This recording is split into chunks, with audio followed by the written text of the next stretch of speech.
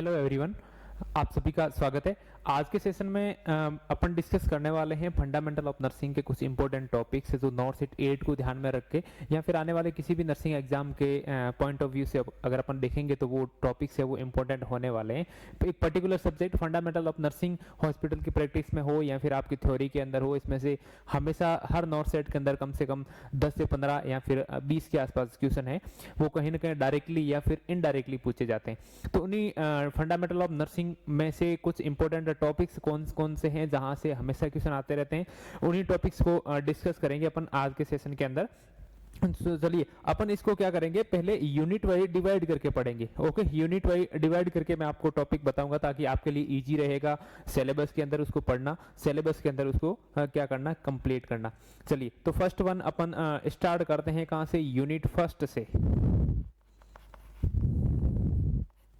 Unit first से start करते हैं कि यूनिट फर्स्ट के अंदर आपके लिए जो इंपॉर्टेंट टॉपिक होने वाले हैं फंडामेंटल ऑफ नर्सिंग में वो कौन कौन से हैं। देखिए फर्स्ट वन, एक नंबर से अगर स्टार्ट करें अपन तो सबसे पहले आता है अपना फंडामेंटल ऑफ नर्सिंग में introduction of the nursing. Nursing की कौन कौन सी जो बॉडीज है जो नर्सिंग को कंट्रोल करती है, या फिर फर्स्ट जैसे कि फ्लोरेंस नाइटिंगेल है, लेडी ऑफ लैंप किसको कहते हैं, या फिर जो अपनी जैसे कि इंडियन नर्सिंग काउंसिल है ये कब स्टार्ट हुआ, इन सब के बारे में पढ़ते हैं। तो इसको बोलते हैं अपन introduction of the nursing.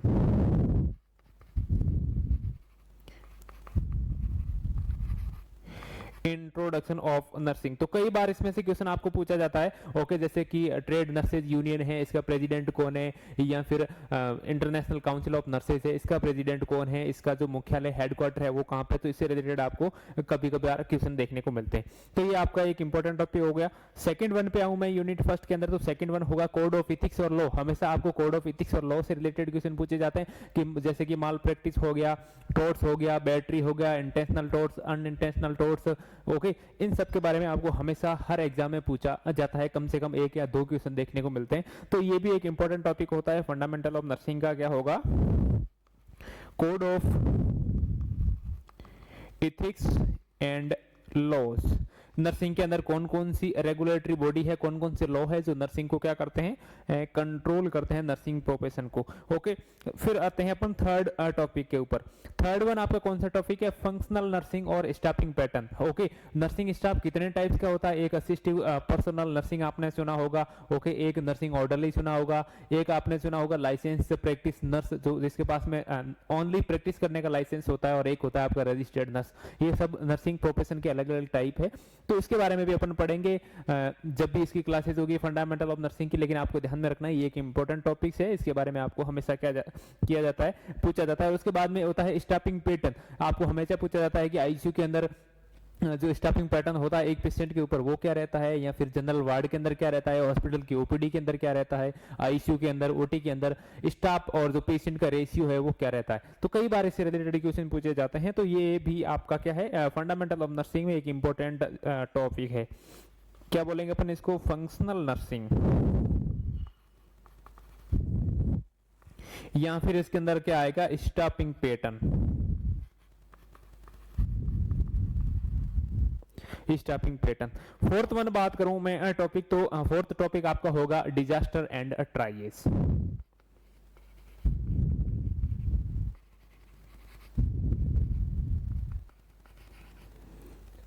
Disaster के बारे में कौन कौन से डिजास्टर कितने टाइप के होते हैं, मैन मेड या फिर आप इन्वायरमेंटल डिजास्टर है, और डिजास्टर के फेजेस आपको पूछे जाते हैं अलग अलग, और कौन कौन से फेज में कौन कौन सी हेल्थ एक्टिविटी होती है ये भी आपको पूछा जाता है। और ट्राइएज के बारे में पूछा जाता है हमेशा, इमरजेंसी में ट्राइएज को कितने कैटेगरी में, कौन सा कोड किसके लिए, और कौन से पेशेंट को प्रायोरिटी देनी है इमरजेंसी के अंदर, कौन से ट्राइएज के अंदर उसको डिवाइड करना है, कैटेगराइज करना है, और हॉस्पिटल के अंदर अगर पेशेंट है तो उसको कौन सी कैटेगरी में रखेंगे, और अगर पेशेंट डिजास्टर साइट पे है तो उसको कौन सी कैटेगरी को प्रायोरिटी देंगे। इससे रिलेटेड क्वेश्चन आपको हर एग्जाम में देखने को मिलते हैं कम से कम। ओके, तो डिजास्टर एंड ट्राइएज के बारे में भी पढ़ना है। और फिफ्थ वन टॉपिक की बात करूं तो फिफ्थ टॉपिक होगा आपका नर्सिंग थ्योरी। हालांकि इससे रिलेटेड बहुत कम क्वेश्चन आते हैं, लेकिन फिर भी ये क्या है, एक इंपॉर्टेंट टॉपिक है। तो ये हो गया आपका यूनिट फर्स्ट के अंदर जो इंपॉर्टेंट टॉपिक थे वो। फिर अपन आते हैं यूनिट सेकंड के ऊपर। ओके, यूनिट सेकंड के अंदर अगर अपन डिवाइड करें तो यहाँ आपको कौन कौन से टॉपिक देखने को मिलेंगे, इंपॉर्टेंट टॉपिक, उसकी बात करते हैं। ओके, ये तो यूनिट सेकंड के अंदर, यूनिट सेकंड के अंदर अगर फर्स्ट टॉपिक की मैं बात करूं तो वो आएगा आपका फ्लूइड और इलेक्ट्रोलाइट्स।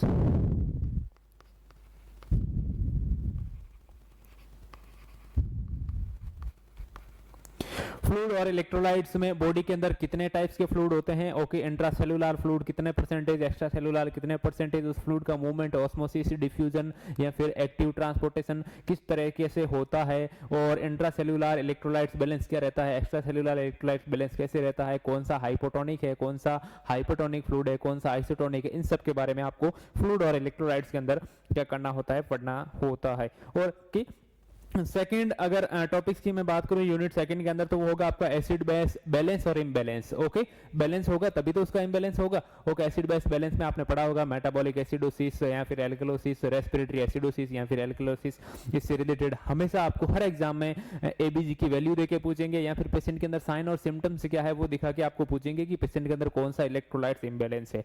तो ये एक बहुत ही ज्यादा इंपॉर्टेंट टॉपिक है, क्या है, एसिड बेस बैलेंस। बैलेंस के अंदर ये कि नॉर्मली पर्सन के अंदर ये जो एसिड बेस बैलेंस होता है ये क्या होगा, अगर इसमें गड़बड़ी होगी तो उसको बोलेंगे इम्बैलेंस। तो एसिड बेस बैलेंस और इम्बैलेंस।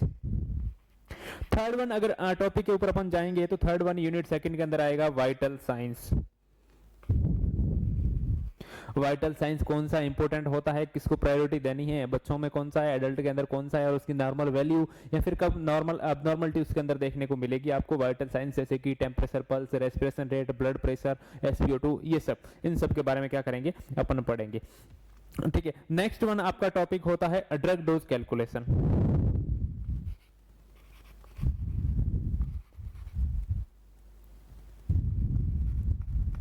नेक्स्ट इंपॉर्टेंट टॉपिक कौन सा है, ड्रग डोज कैलकुलेशन। ओके, किसी पेशेंट में ड्रग्स की डोज को कैसे वो डिसाइड करेंगे अपन, अगर उसका पर्टिकुलर डॉक्टर ने अमाउंट ऑर्डर किया है तो उसको कैसे डिवाइड करना है, कितने घंटे में देना है, ये सब इसके अंदर पढ़ेंगे। और इससे रिलेटेड भी आपको हमेशा हर एग्जाम में क्वेश्चन देखने को मिलता है। ओके, फिर आते हैं अपन नेक्स्ट टॉपिक पे, तो वो होगा आपका root of drug administration.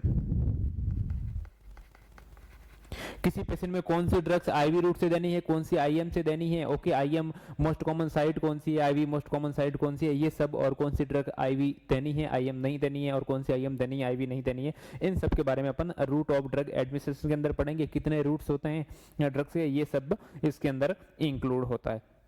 Okay, next topic की बात करूं तो नेक्स्ट होगा आपका total parental nutrition, TPN. TPN कब दिया जाता है पेशेंट को, कौन सी साइड से दिया जाएगा, वो कितने घंटे में कंप्लीट करना होता है, ड्यूरिंग टीपीएन कौन सा वाइटल इंपॉर्टेंट होता है, after the stop of TPN कौन सा वाइटल इंपॉर्टेंट होता है, कौन कौन से इसके कॉम्प्लिकेशन होते हैं, ये सब इसके अंदर इंक्लूड होता है। टोटल पेरेंटल न्यूट्रिशन, ये भी एक इंपॉर्टेंट टॉपिक है, हर एग्जाम में कम से कम इसमें से भी क्वेश्चन पूछे जाने की जो पॉसिबिलिटीज है वो हमेशा ज्यादा रहती है। ओके, नेक्स्ट टॉपिक आता है आपका ब्लड ट्रांसफ्यूजन। ब्लड ट्रांसफ्यूजन में जो ब्लड प्रोडक्ट होते हैं वो कितने टाइप्स के होते हैं, प्लेटलेट्स, पीआरबीसी, एफएफपी, या फिर अदर कोई जो क्रायोसिपिटेट्स है वो सब वगैरह। ओके, कितने घंटे में ट्रांसफ्यूज करते हैं, किस तरीके से इसको स्टोरेज किया जाता है। ओके, और कौन कौन से इसके अंदर जो केमिकल है वो इंक्लूड किए जाते हैं इसको स्टोरेज करने में, इन सब के बारे में पढ़ेंगे। और ट्रांसफ्यूजन रिएक्शन कितने टाइप का होता है, अगर कौन सा साइन और सिम्टम्स कौन से ट्रांसफ्यूजन रिएक्शन को इंडिकेट करता है, ये सब इसके अंदर क्या होता है, इंक्लूड होता है। नेक्स्ट इसके अंदर टॉपिक की मैं बात करूं तो वो आएगा आपका ब्लड वैक्यूटेनर। अपन किसी पेशेंट का सैंपल स्पेसिफिक इन्वेस्टिगेशन के लिए कलेक्ट करते हैं, जैसे कि सीबीसी हो गया, पीटीआईएनआर हो गया, या फिर आपका ब्लड यूरिया हो गया, या फिर ब्लड कल्चर हो गया, या फिर यूरिन का स्पेसिमेन हो गया। ये कौन से टाइप के कंटेनर में कलेक्ट किया जाता है, कौन से कलर का, एक पर्टिकुलर जो कंटेनर का कलर होता है वो पर्टिकुलर इन्वेस्टिगेशन के लिए ऑलरेडी क्या होता है, फिक्स्ड होता है। तो इसको इसके अंदर पढ़ा जाएगा, उसको बोलेंगे अपन ब्लड वैक्यूटेनर। ओके, ये भी आपका यूनिट सेकंड के अंदर इंक्लूड होगा। चलिए, ये यूनिट सेकंड के इंपॉर्टेंट टॉपिक है, फिर आगे बढ़ते हैं अपन और देखेंगे यूनिट थर्ड।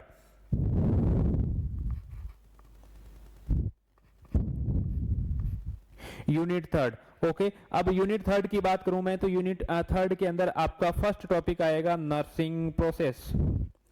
ये तो हमेशा अपन कॉलेज में पढ़ते ही आए हैं। नर्सिंग प्रोसेस सबसे पहले असेसमेंट करेंगे, डायग्नोसिस करेंगे, ओके, प्लानिंग करेंगे, उसको इम्प्लीमेंट करेंगे और लास्ट में उसका कंक्लूजन या फिर रिजल्ट देखेंगे। ओके, तो नर्सिंग प्रोसेस में इसको कैसे किस तरीके से अप्लाई किया जाता है इसको अपन कंप्लीटली पढ़ेंगे।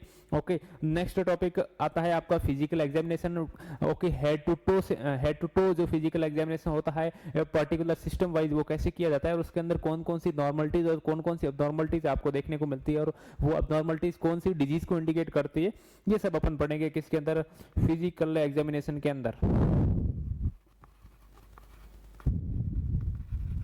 Physical examination. ओके, फिर आते हैं अपन थर्ड टॉपिक पे, वो आएगा आपका जो classification of the surgery. Surgery को कितने टाइप में डिवाइड किया जाता है, कई टाइप्स की सर्जरी होती है। ओके, जैसे कि आपकी लेप्रोस्कोपिक सर्जरी हो गई, जैसे कि ओपन हो गई, जैसे कि वाइड लोकल एक्सीजन हो गया, ओके, या फिर बायोप्सी हो गई, ये सब सर्जरी के अंदर इंक्लूड होता है। तो इसको अपन क्या पढ़ेंगे, क्लासिफिकेशन ऑफ द सर्जरी।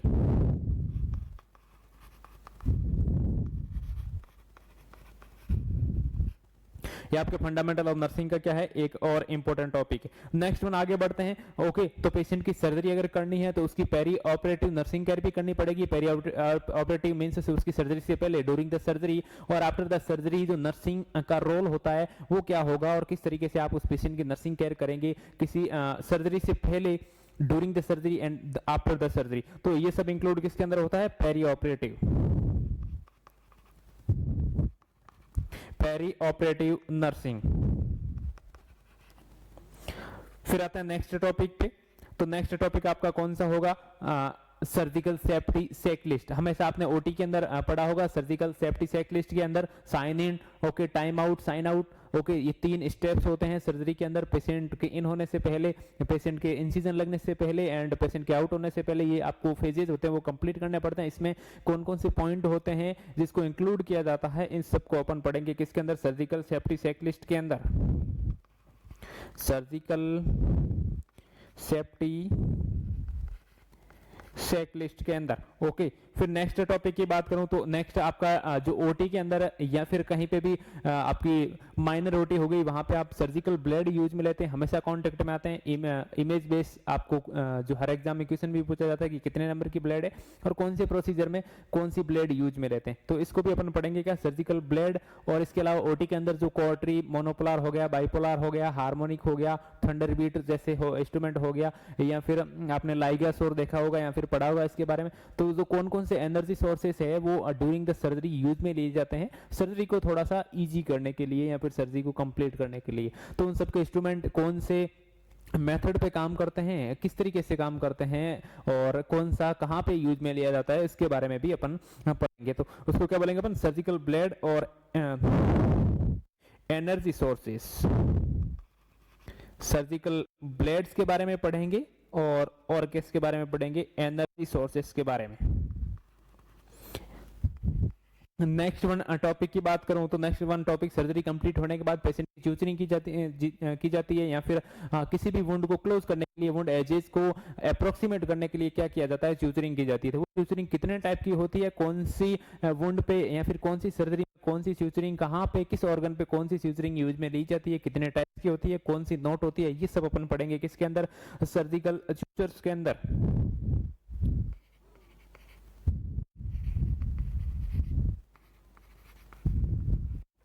किसके अंदर, सर्जिकल फ्यूचर के अंदर। नेक्स्ट वन बात करूं तो आपका नेक्स्ट टॉपिक है पेशेंट की पोजीशनिंग के बारे में।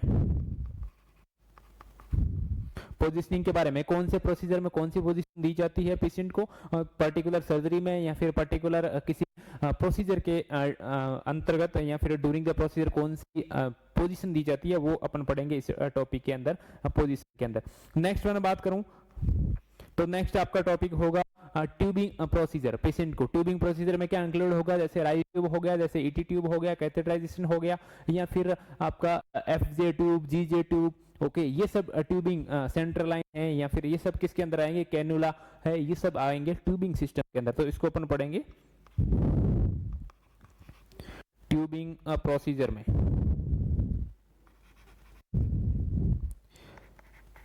नेक्स्ट टॉपिक की बात करूं तो वो आएगा आपका वाटर सील ड्रेनेज। हमेशा पेशेंट को आईसीडी बारे में हर एग्जाम में कम से कम क्वेश्चन पूछा जाता है कि कौन सा साइन और सिम्टम्स इंडिकेट करता है कि आईसीडी करेक्ट पोजीशन में है, कौन सा एयर लीकेज को कर रहा है, या फिर कौन सा जो रिमूवल ऑफ आईसीडी का इंडिकेशन है, इसके बारे में हर एग्जाम में क्वेश्चन पूछा जाता है।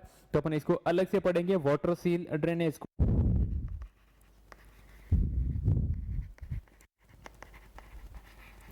ओके ये एक और आपका क्या हो गया इंपॉर्टेंट टॉपिक हो गया। इसके अलावा नेक्स्ट टॉपिक की बात करूं मैं 11th नंबर, तो पेशेंट का एडमिशन, कितने टाइप का एडमिशन होता है, इमरजेंसी एडमिशन, जनरल एडमिशन, बहुत सारे टाइप के एडमिशन होते हैं। ओके और डिस्चार्ज प्रोसीजर कब स्टार्ट किया जाता है और कौन कौन से टाइप से डिस्चार्ज कर सकते हैं पेशेंट को, इसके बारे में भी अपन पढ़ेंगे। एडमिशन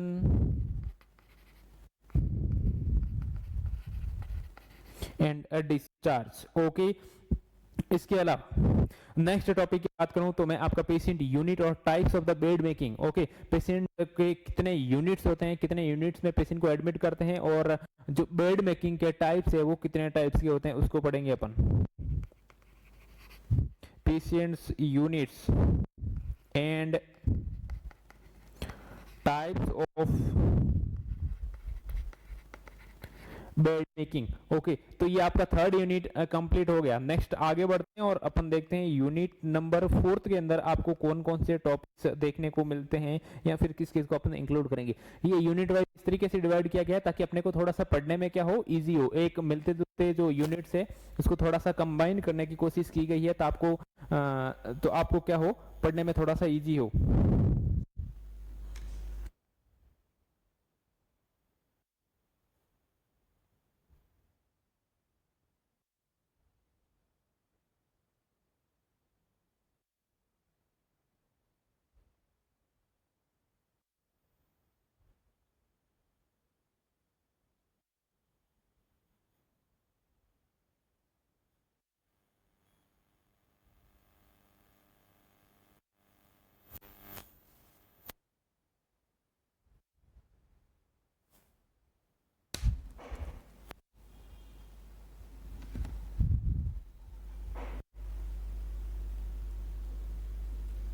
चलिए तो यूनिट 4 की बात करूं मैं तो यूनिट 4 के अंदर फर्स्ट टॉपिक आपका आएगा एनीमा। एनीमा कौन सी पोजीशन में दिया जाता है और कौन कौन से प्रिकॉशन आपको रखने होते हैं ड्यूरिंग द एनीमा, कौन से डिजीज के अंदर एनीमा नहीं देना है, कितने टाइप्स के एनीमा होते हैं। ओके इन सबको पढ़ेंगे अपन एनीमास के अंदर। ओके कितना इंसर्ट जो कैथेटर होता है वो कितना इंसर्ट किया जाता है एडल्ट के अंदर या फिर पीडिया के अंदर। ओके इन सबको अपन पढ़ेंगे एनीमा के अंदर। ये एक और इम्पोर्टेंट टॉपिक है। फिर आएगा आपका hot and cold application.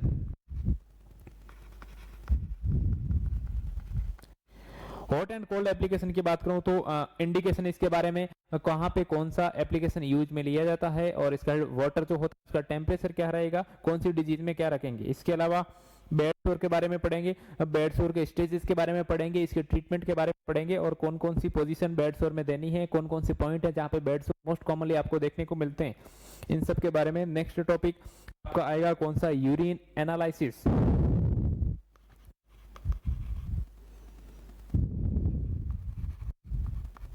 Urine analysis, urine का अगर बायोकेमिस्ट्री या फिर फिजिकल एग्जामिनेशन करते हैं तो उसकी नॉर्मल वैल्यू क्या रहनी चाहिए उसके अंदर, और अबनॉर्मलिटीज क्या क्या होती है, कौन कौन सी डिजीज में कौन कौन सी यूरिन अबनॉर्मलिटीज आपको देखने को मिलती है, ये सब पढ़ेंगे अपन किसके अंदर, यूरिन एनालिसिस के अंदर। ओके नेक्स्ट अपन पढ़ेंगे स्पुटम एनालिसिस, कौन सी डिजीज में किस कलर का स्पुटम देखने को मिलता है और उसके अंदर नॉर्मल काउंट्स या फिर उसकी नॉर्मल वैल्यू क्या देखने को मिलती है, वो होता है किसके अंदर, स्पुटम एनालिसिस के अंदर।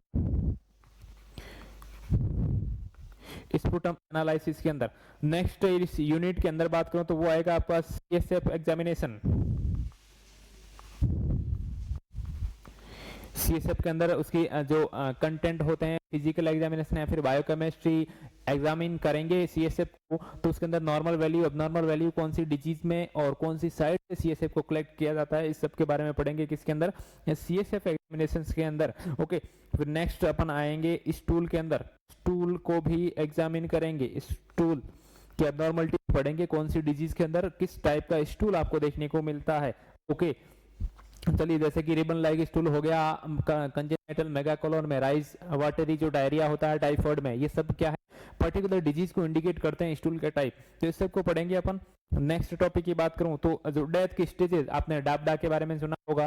ओके, तो उस डेथ को जो स्टेजेस होती है उसके बारे में पढ़ेंगे कि कौन सी स्टेज कब देखने को मिलती है, उसका ड्यूरेशन क्या होता है और इंडिकेशन क्या होते हैं उसके, क्या कौन सी कंडीशन बॉडी के ऊपर आपको देखने को मिलती है पर्टिकुलर स्टेज के अंदर। ओके, तो स्टेजेस ऑफ डेथ को भी अपन क्या करेंगे इसके अंदर इंक्लूड करेंगे। नेक्स्ट वन आपका टॉपिक आता है इम्यूनिटी। इम्यूनिटी के कितने टाइप्स है, कौन कौन सी इम्यूनिटी देखने को मिलती है किसी पर्सन के अंदर, सबसे हाईएस्ट इम्यूनोग्लोबुलिन कौन सा होता है, ये सब अपन किसके अंदर पढ़ेंगे, इस इम्यूनिटी वाले टॉपिक्स के अंदर पढ़ेंगे। ओके, इसके अलावा फिर आते हैं अपन यूनिट नंबर 5 पे।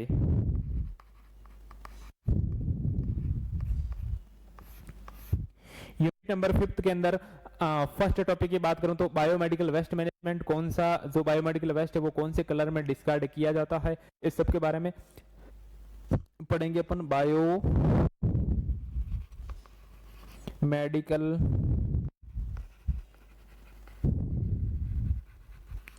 Waste management. ओके, फिर आप पढ़ेंगे नेक्स्ट टॉपिक होगा वो आपका होगा बैंडेज, कितने टाइप की बैंडेज होती है, और बैंडेजिंग के या फिर ड्रेसिंग के कितने टाइप्स होते हैं, पर्टिकुलर कौन सी ऑर्गन पे किस टाइप की ड्रेसिंग अप्लाई की जाती है, इस सब के बारे में पढ़ेंगे।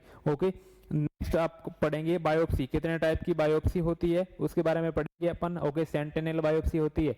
ओके, टिश्यू कल्चर या फिर जो fine needle aspiration biopsy FNAC आपने पढ़ा होगा, इन सब के बारे में अपन पढ़ेंगे, कौन सी निडल किस तरीके से यूज में ली जाती है। चलिए, इसके अलावा नेक्स्ट टॉपिक आपका होगा कोलोस्टोमी। कोलोस्टोमी का टाइप्स पढ़ेंगे अपन, कौन से पर्टिकुलर पे मोस्ट कॉमन कोलोस्टोमी का टाइप्स कौन सा है या फिर कितने टाइप्स की कोलोस्टोमी होती है, और कौन से पर्टिकुलर बॉडी ऑर्गन पे कौन सी कोलोस्टोमी आपको टाइप की कोलोस्टोमी देखने को मिलती है, इरिगेशन कैसे करते हैं, ड्यूरेशन क्या होता है, सॉल्यूशन क्या होता है, इन सब के बारे में क्या पढ़ेंगे अपन कोलोस्टोमी के अंदर पढ़ेंगे। नेक्स्ट वन टॉपिक आपका होगा सीपीआर। सीपीआर की सीक्वेंस क्या होती है, रेशियो क्या होता है, ओके कितने रेशियो है तो क्या रेशियो यूज में लेंगे, साइकिल, इन सब के बारे में अपन क्या पढ़ेंगे सीपीआर के अंदर डिटेल में पढ़ेंगे। नेक्स्ट अपन पढ़ेंगे इमरजेंसी कंडीशन, जैसे कि नियर ड्राउनिंग हो गया या फिर हीट स्ट्रोक हो गया, हाइपोथर्मिया हो गया, इसके अंदर नर्सिंग केयर क्या रहेगी। इमरजेंसी कंडीशन, कौन कौन सी इमरजेंसी कंडीशन होती है, जैसे कि नियर ड्राउनिंग यानी कि कोई पानी के अंदर डूब गया है, नर्सिंग केयर क्या होगी, हीट स्ट्रोक, हीट स्ट्रोक के अंदर नर्सिंग केयर क्या होगी, या फिर हाइपोथर्मिया, हाइपोथर्मिया के अंदर नर्सिंग केयर क्या होगी, इसको अपन पढ़ेंगे। नेक्स्ट वन टॉपिक की बात करूं तो मैं क्रस वॉकिंग के टाइप्स पढ़ेंगे अपन। ओके, क्रस वॉकिंग,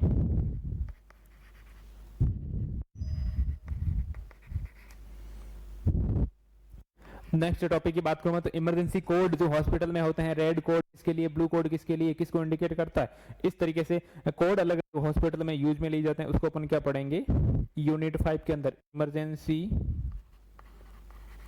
कोड को पढ़ेंगे। ओके, इसके अलावा अपन पढ़ेंगे ऑक्सीजन थेरेपी को, कौन सा ऑक्सीजन डिवाइस है, किस रेट से ऑक्सीजन फ्लो होता है उसका, और कौन सी डिजीज के अंदर कौन सा यूज में लिया जाता है, उसको अपन पढ़ेंगे ऑक्सीजन थेरेपी को। नेक्स्ट बात करूं मैं तो नेक्स्ट टॉपिक अपन पढ़ेंगे रेस्ट्रेन, और जो ट्रैक्शन आप यूज में लेते हैं फ्लेक्सर के अंदर, स्किन ट्रैक्शन हो गया कौन सा है, और कौन सा बोन ट्रैक्शन हो गया, उसको अपन पढ़ेंगे। Restrain and traction, restrain and traction. Okay, 11th number या फिर 12th नंबर। नेक्स्ट टॉपिक की बात करूं मैं तो सर्जिकल और मेडिकल इंस्ट्रूमेंट, इसको अपन पढ़ेंगे। सर्जिकल और मेडिकल इंस्ट्रूमेंट कौन कौन से यूज में लिए जाते हैं, जैसे कि रिटेक्टर हो गया, आर्टरी फोर्सेप हो गया, ओके एलिस हो गया, या फिर डिबे की, ये इंस्ट्रूमेंट्स के हमेशा आपको इमेज बेस्ड क्वेश्चन आपको क्या करने पड़ते हैं देखने को मिलते हैं, तो इन सबको अपन पढ़ेंगे। ओके, इसके अलावा अपन पढ़ेंगे आई ड्रॉप और ई ड्रॉप्स के बारे में हमेशा क्वेश्चन पूछा जाता है आपको कि कौन सी टेक्निक से इसको इंस्टिल करते हैं, तो इसके बारे में पढ़ेंगे अपन आई एंड ईयर ड्रॉप्स के बारे में पढ़ेंगे। इसके अलावा आपको डिसइंफेक्शन और जो स्पिल मैनेजमेंट है उसके बारे में भी क्वेश्चन पूछा जाता है, निडल स्टिक इंजरी के बारे में भी पूछा जाता है, इसको अपन क्या करेंगे डिटेल में पढ़ेंगे। डिसइंफेक्शन, डिसइंफेक्शन, स्पिल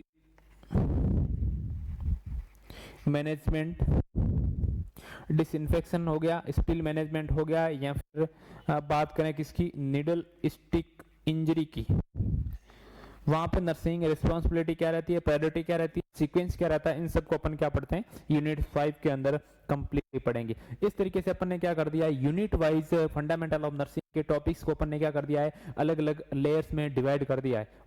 अपन आगे फर्दर जब डिटेल्स में क्लास लेंगे, इस यूनिट्स को जो टॉपिक्स है उसको यूनिट्स वाइज क्या करेंगे, कंप्लीट करेंगे, ओके, कंटिन्यूसली। तो इस तरीके से ये सब इंपॉर्टेंट टॉपिक हो गए जो आपके लिए फंडामेंटल ऑफ नर्सिंग के पॉइंट ऑफ व्यू से इंपॉर्टेंट है। जब पढ़ेंगे अपन क्लास में तो इस टॉपिक्स को जो यूनिट वाइज आपने दे रखे हैं, इसको एक एक टॉपिक को उठाएंगे और क्या करेंगे, कंटिन्यूसली पढ़ते जाएंगे। जब भी नेक्स्ट क्लास होगी उसके अंदर आपको जो यूनिट फर्स्ट का फर्स्ट टॉपिक होगा वो आपको देखने को मिलेगा। यूनिट फर्स्ट का फर्स्ट टॉपिक क्या है, इंट्रोडक्शन ऑफ नर्सिंग। तो अपन जब भी स्टार्ट करेंगे इंट्रोडक्शन ऑफ नर्सिंग से स्टार्ट करेंगे और यूनिट वाइज क्या करेंगे, इस सबको कंप्लीट करेंगे ताकि आपका क्या है, फंडामेंटल ऑफ नर्सिंग है वो बिल्कुल जीरो से लेके जेड तक क्या हो जाए, कंप्लीट हो जाए। वहां से कहीं से भी कोई भी क्वेश्चन उठा के पूछ ले, आप बिल्कुल आराम से इजीली उसका आंसर कर पाओ। चलिए, तो आज की क्लास में इतना ही। Thank you so much. Comment box में जरूर टाइप करना कि इस सेशन को कितना जल्दी लेके आना है और कितना जल्दी कंप्लीट करना है। चलिए, थैंक यू सो मच।